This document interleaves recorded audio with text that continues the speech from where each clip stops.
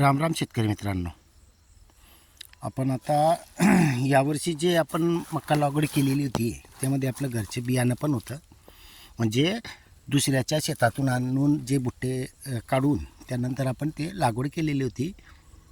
त्याच्यामध्ये जे आपल्या काही मिस्टेका होत्या, आपण जे नियोजन आपलं चुकलेलं होतं त्याच्यामुळे थोडा झटका बसला आहे आपल्याला.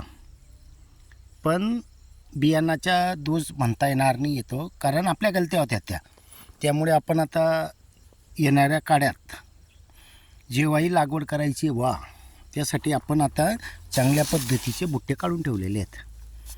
आणि आपण हे बुट्टे असेच्या असे, आमच्याकडे बुट्टे म्हणतात, याला कणीस बी म्हणतात, हे असेच्या असे आपण एका जागेवर ठेवून देणार आहेत.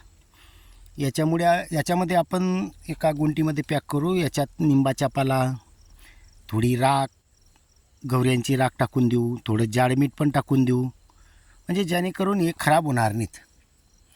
आणि येणाऱ्या काळामध्ये आपण हेच बियाणं लागवड करणार आहोत आणि थोडं बाहेरून पण आणू, बघू याचे किती येतं काय याच्यानुसार.